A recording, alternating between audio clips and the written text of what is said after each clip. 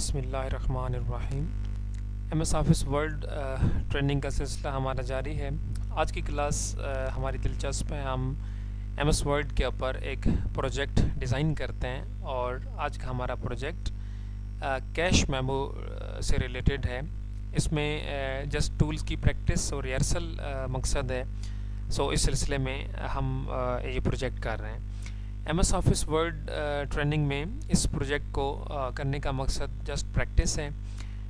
हम चलें एक सैम्पल कैश मेमो डिज़ाइन करते हैं। तो यहाँ पे सबसे पहले मैं प्रोजेक्ट नेम टाइप कर देता हूँ। कैश मेमो एक बिल स्लिप है। हम किसी भी शॉप पे जाते हैं तो हम परचेजिंग करते हैं, तो जो शॉपकीपर है वो हमें उन प्रोडक्ट्स का, उन चीज़ों का बिल बना के देता है। तो वो जिस पेज के ऊपर हमें बिल बना के देता है वो बेसिकली उनकी शॉप का है कैश मेमो, या आप ये कह लें कि एक बिल बुक में से लिए गया एक पेज होता है। तो देखते हैं इसको किस तरह से डिज़ाइन करना है। सो इस सिलसिले में हम सबसे पहले टैब इंसर्ट और यहाँ से हम टेबल की तरफ मूव करेंगे। तो जैसे ही मैंने क्लिक किया टेबल को, ऑप्शन ड्रॉप हो रहे हैं। हम डायरेक्टली इंसर्ट टेबल भी कर सकते हैं और यहाँ से भी हम जो प्रीव्यू हमें अवेलेबल है इसमें भी हम किसी भी साइज़ को यहाँ से हम हिट कर सकते हैं। तो फॉर एग्ज़ाम्पल यहाँ से मैं अभी 3 कॉलम और 5 जो कितारें हैं वो यहाँ से भी मैं ले रहा हूँ। जैसे मैंने क्लिक किया, यहाँ देख लें 3 कॉलम्स एंड 5 रोज़ के ऊपर एक टेबल यहाँ पे ड्रॉप हो चुका है। हमने करना ये कि सबसे पहले हमने इसका हेडर डिज़ाइन करना है। तो हेडर डिज़ाइन करने के लिए हम क्या करेंगे, यहाँ से कुछ जो पहले सेल हैं, मसलन मैंने 4 सेल्स यानी 1, 2, 3 और 4 इन सेल्स को मैंने सिलेक्ट किया और टैब, ये फ्लोटिंग टैब मैं पिछली वीडियो में पढ़ा चुका हूँ। ऐसे इसी तरह लेआउट टैब के ऊपर भी ऑपरेशनल टूल हमने डिफरेंट सीखे हैं अपनी वीडियो में, पिछली वीडियो में। तो यहाँ से मैं मर्ज सेल को क्लिक कर, जैसे मैंने क्लिक किया, ये ऑपरेशन पहले हम पढ़ चुके हैं। मर्ज सेल मैंने किया तो यहाँ देख लें कि जो बीच में लाइंस हैं ये ख़त्म हो चुकी हैं और ये एक बड़ा सेल बन चुका है और कर्सर इसी सेल के अंदर ब्लिंक कर रहा है। अभी हम टैब इंसर्ट की तरफ मूव करेंगे और ये आगे ग्रुप इलस्ट्रेशंस का भी आ रहा है, हम इसको भी कम्प्लीटली इंशाल्लाह सीखेंगे। इसमें फ़र्स्ट टूल पिक्चर्स का है कि अगर हमने कोई लोगो और पिक्चर ऐड करनी हो तो हम इस पर क्लिक करेंगे। और अभी हम यहाँ से सिस्टम लोकेशन से मसलन डेस्कटॉप, और लेट से यहाँ से मैं सिस्टम लोकेशन से मसलन यहाँ पे मैं एक लोगो ऐड कर लेता हूँ। फॉर एग्ज़ाम्पल ये एक शॉप लोगो है, मसलन मैंने इंसर्ट के ऊपर क्लिक किया तो ये देख सकते हैं कि यहाँ फर्स्ट सेल में ये ड्रॉप हो गया। अभी चूँकि इसका साइज़ बड़ा है जिसकी वजह से आप देख सकते हैं कि जो फर्स्ट सेल है इसकी वजह से पूरा टेबल अफेक्ट हुआ है। तो मैं साइजिंग हैंडल, ये पिक्चर के जो साइजिंग हैंडल हैं इनकी मदद से क्लिक एंड ड्रैग करता हूँ, यानी इसके मैं साइज़ को थोड़ा कम करता हूँ ताकि ये डिसेंट लुक के ऊपर आ जाए। फॉर एग्ज़ाम्पल ये देखें मैंने साइज़ को थोड़ा रिड्यूस किया, इस लोगो को मैंने रिड्यूस किया, साइज़ कम कर दिया, जी देख सकते हैं। उसके बाद अभी हम यहाँ पे आगे नेक्स्ट जो हमें सेल दिए गए हैं इनको भी इसी तरीके से मैं इकट्ठा सेलेक्ट करके और यहाँ फॉर एग्ज़ाम्पल सिलेक्शन की और मैं इनको भी टैब लेआउट की तरफ जाकर मर्ज सेल के ऊपर मैं क्लिक करता हूँ तो ये देख सकते हैं ये भी मर्ज हो चुका है। तो अभी आप देख सकते हैं बाएं जानिब हमने लोगो ऐड किया और राइट साइड ये जो भी मैंने इन सेल्स को मर्ज किया हम इसमें कंपनी नेम लिख लेते हैं, यानी शॉप का नाम या कंपनी नेम जिसका हम ये कैश मेमो डिज़ाइन कर रहे हैं। तो फॉर एग्ज़ाम्पल यहाँ पे चले हम एक शॉप फ़र्ज़ कर लेते हैं, मसलन पाकिस्तान इलेक्ट्रॉनिक्स, ये हमने शॉप नेम लिखा, ठीक है। और इस नेम को ऐसे इंटर की प्रेस करके अगली लाइन में ऐसे हम सिटी नेम लिख सकते हैं। लेट से मैंने तलगंग लिख दिया। अभी इसको आप सिलेक्ट करके और इसका साइज़ होम टैब और इसका साइज़ हम इंक्रीज़ करेंगे। ऐसे ही साथ में जो फ़ॉन्ट है आप इसका भी, ये डिफ़ॉल्ट फ़ॉन्ट कैलिबरी है। आप यहाँ से बेशक फ़ॉन्ट इम्पैक्ट, ये फ़ॉन्ट सर्च करने का आसान तरीका होता है कि यहाँ पे क्लिक करके फ़ॉन्ट लिस्ट में क्लिक करके और यहाँ पे नेम लिखा जाए। मुझे मसलन टाइम्स न्यू रोमन तो TIM ऐसे लिखेंगे तो खुद ब खुद सर्च हो जाएगा। फिर इंटर बटन कीबोर्ड से प्रेस करेंगे तो इस तरह फ़ॉन्ट चेंज हो जाएगा। ऐसे ही यहाँ से मैं फ़ॉन्ट इम्पैक्ट करना चाह रहा हूँ तो IM मैंने लिखा तो खुद ब खुद इम्पैक्ट सर्च होगा, इंटर की प्रेस करेंगे तो वही अप्लाई हो जाएगा। तो लेट से ये देखें अभी मैंने इसके ऊपर ये अप्लाई किया। अभी एक तरफ लोगो है और उसके साथ मैंने shop name Pakistan electronics Talagang ये मैंने लिख दिया। उसके बाद निचला जो सेल है हम इसके अंदर इसका एड्रेस और कॉन्टैक्ट वगैरह हम ऐसे मेंशन कर देंगे। फॉर एग्जांपल यहाँ पे मैं लिख रहा हूँ एड्रेस, मसलन मेन चकवाल रोड तलागंग, ये इसका फॉर एग्जांपल मैंने एड्रेस लिख दिया। ऐसे इसी तरह एड्रेस के बाद हम बाकी इसकी डिटेल इसके हेडर में मसलन इसका कॉन्टैक्ट, ठीक है, एड्रेस हो गया, उसके बाद हम कॉन्टैक्ट लिख लेंगे। लेट से 0543-12345 ये एग्जाम्पल मैंने कॉन्टैक्ट इसमें एंटर कर दिया। ये इसका इनिशियल डिटेल हो गई। अब उसके बाद इसी तरह हम नेक्स्ट ये जो रो है इसके बाद हम नीचे एक और रो को ऐड कर लेंगे और यहाँ पे ये पूरी रो जो सेकंड लास्ट है इसको सिलेक्ट करके यहाँ से लेआउट मर्ज सेल, तो ये देख लें ये पूरी रो हमने मर्ज कर ली, यानी ये एक बड़ा सेल हमने बना लिया। और इसके अंदर अभी हम टाइटल लिख लेंगे। मसलन टाइटल हमारा क्या है, कैश मेमो, यहाँ पे मैंने लिख दिया। अब इसका भी जो फ़ॉन्ट है उसका भी हम ख्याल रखेंगे कि जो फ़ॉन्ट है वो हमने मतलब क्या रखना है। तो इस सिलसिले में हम फ़ॉन्ट की जो सेटिंग है वो हम इसका इस तरह सेल्स को सिलेक्ट करके हम फ़ॉन्ट सेटिंग यहाँ से बना सकते हैं कि मसलन होम टैब और फ़ॉन्ट मसलन हम कहते हैं कि जी टाइम्स न्यू रोमन होना चाहिए, तो यहाँ से इसी तरह से मैं सर्च करूँगा टाइम्स न्यू रोमन, तो ये इसका फ़ॉन्ट टाइम्स न्यू रोमन हो जाएगा। जिस रो में हमने ये कैश मेमो लिखा है इसको इसी तरह आप सिलेक्ट करके इसको बोल्ड करें और इसका जो ये जो शेडिंग कलर है, यानी जो शेडिंग है वो इसके आप यहाँ से ब्लैक कर लें। देखिए जैसे ही मैं ब्लैक कलर के ऊपर आ रहा हूँ तो आप देख सकते हैं कि रो का बैकग्राउंड कलर ब्लैक हो गया और डिफ़ॉल्ट ऊपर टेक्स्ट कलर वाइट हो गया। तो इस तरह आपने इसका ये डिज़ाइन बनाना है, यानी कैश मेमो के बाद कैश मेमो का जो बैकग्राउंड कलर है वो ब्लैक और टेक्स्ट कलर वाइट हो गया। उसके बाद अब जो नेक्स्ट रो है हम इसमें बाकी डिटेल क्रिएट करेंगे। फॉर एग्ज़ाम्पल हमने इसके अंदर मसलन लिख लेते हैं, यहाँ पे लिख लेते हैं डेट और इसके लिए शिफ्ट प्लस अंडरस्कोर बटन, यानी इस तरह हम डैश लगा सकते हैं। अदरवाइज़ हम इस तरह स्पेस दे के स्लैश भी लगा सकते हैं, इस तरह हम अगेन स्लैश लगा सकते हैं। इसी तरह से हम साल के लिए, यानी ये डेट के लिए हमने इसमें जो पैटर्न है वो हमने बना लेना है। अलाइनमेंट इसकी बेशक लेफ़्ट कर लें ताकि स्पेस हमें डेट लिखने के लिए हमारे पास स्पेस ज़्यादा हो। उस पर डेट के बाद इसी तरीके से यहाँ पे आ जाएगा कस्टमर नेम आ जाएगा, यानी जो कस्टमर ये चीज़ सामान परचेज़ कर रहा है। ऐसे हम नीचे को रो ऐड कर लेते हैं और ये सिलेक्ट करके मैं इसको लेआउट टैब से यहाँ से मर्ज कर लेता हूँ और इसको हम होम टैब से लेफ़्ट अलाइन कर लेते हैं। तो ये हमने कस्टमर नेम के लिए हमने जगह छोड़ दी, यहाँ पे कस्टमर का नेम आ जाएगा, यहाँ पे डेट आ गई, यहाँ पे कस्टमर नेम आ गया। ऐसे इसी तरह से आगे हम लिख सकते हैं यहाँ पे कस्टमर कॉन्टैक्ट नंबर हम यहाँ पे लिख सकते हैं, ठीक है, कि उसका जो कॉन्टैक्ट है वो नंबर आ जाएगा। उसके लिए इसी तरीके से हम ये आगे जगह छोड़ देते हैं।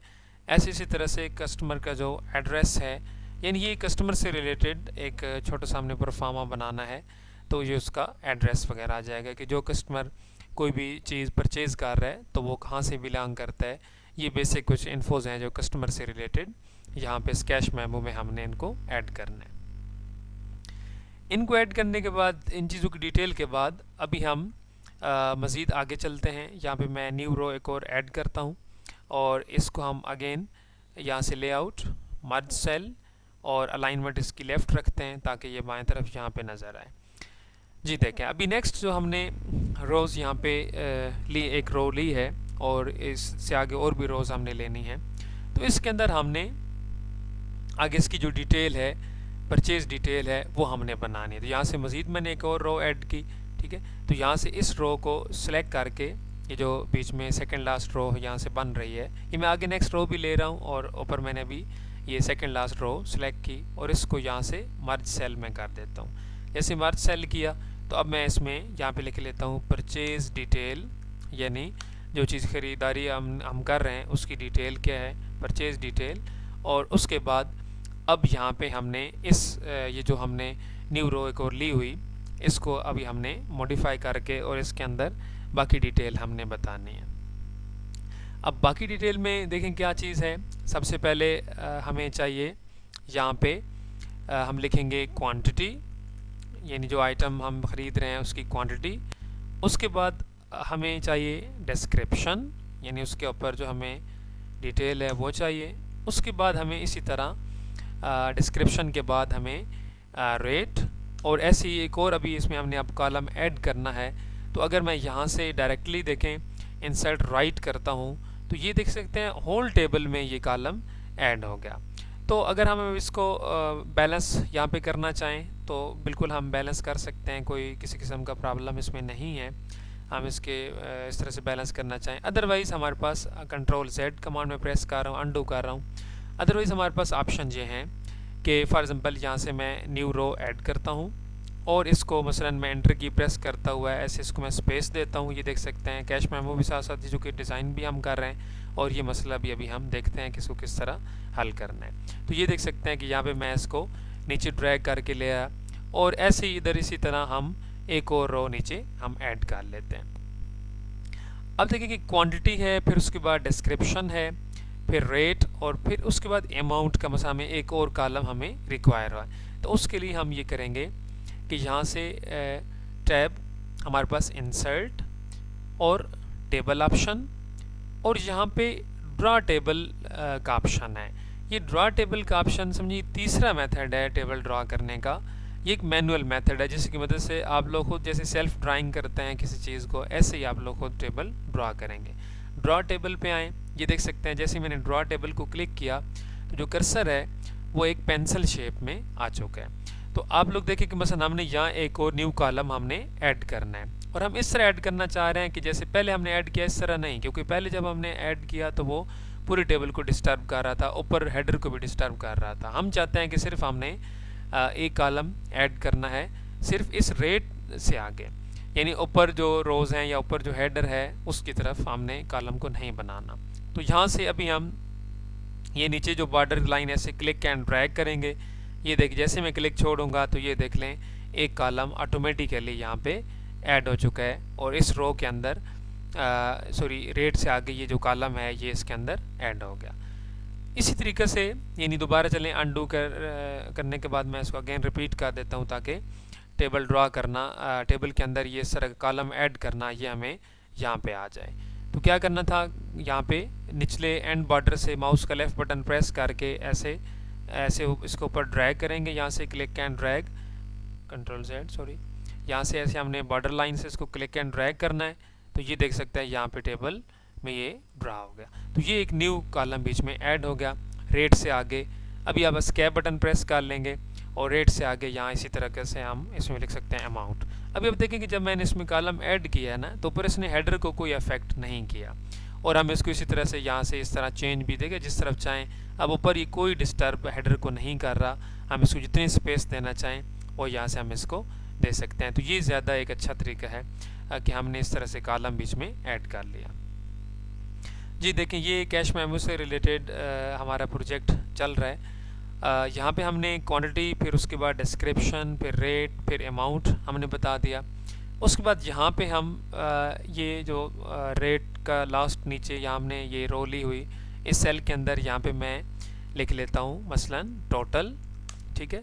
ऐसे ही इसी तरह एक और रो हम ऐड करते हैं, और यहाँ पे टोटल के बाद मसलन शॉप की तरफ से डिस्काउंट अगर कोई हो बिल पे तो वो हम मेंशन करेंगे, और उसके बाद इसी तरह से मसलन जो पेएबल अमाउंट है वो हम कैलकुलेट, या नेट बिल हो गया या पेएबल अमाउंट है वो हम यहाँ पे कैलकुलेट कर लेंगे। तो इस तरीक़े से हमने इस तरह इन सेल्स को इकट्ठा सेलेक्ट करके मर्ज कर लें। ये देखें बिल्कुल ये ब्लैंक कर दें, यहाँ पे टोटल होगा, यहाँ पे डिस्काउंट की कैलकुलेशन होगी, यहाँ पे पेएबल अमाउंट जो होगी वो हम यहाँ मेंशन कर देंगे।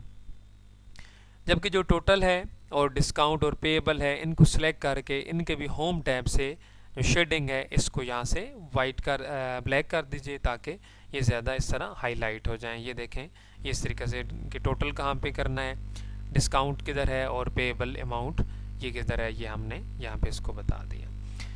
तो ये देख सकते, उसके बाद फिर इस टेबल से बाहर एग्जिट हों, और यहाँ पे अभी हम लिखेंगे सिग्नेचर कस्टमर, यानी कस्टमर के सिग्नेचर बताए जाएंगे, हमने बता देना है शिफ्ट प्लस अंडरस्कोर किया। ऐसे ही सिग्नेचर कैशियर हम बता देंगे, तो ये सिग्नेचर कैशियर आ जाएंगे।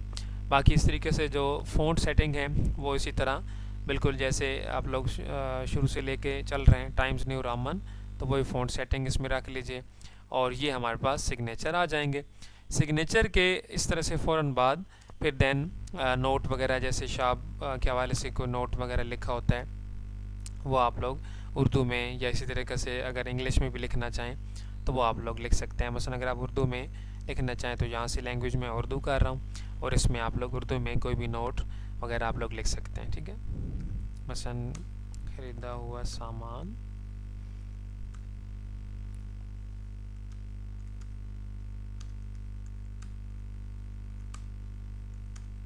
बस या तब्दील किया जा सकता है, मिसाल है ये हमने इस पर डिटेल लिख दी। उसके बाद फिर इसी लाइन को इसी तरीके से आप लोगों ने क्या करना है कि बैकग्राउंड यहाँ से शेडिंग कलर ब्लैक दे दें, तो इस तरह ये भी टेक्स्ट कलर वाइट हो जाएगा।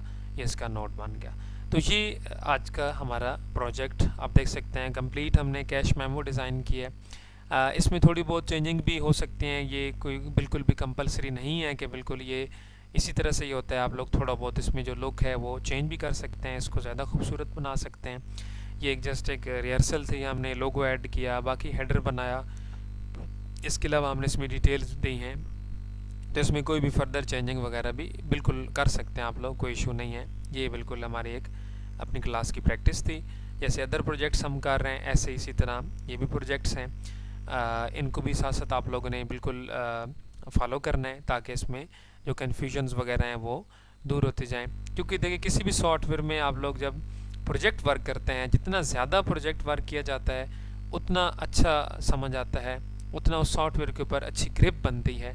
क्योंकि प्रोजेक्ट वर्क ना करना बिल्कुल ऐसे है कि जैसे आप लोग बुक से टूल्स को रीड कर लें, ऐसे ही उसका कोई फ़ायदा नहीं होता।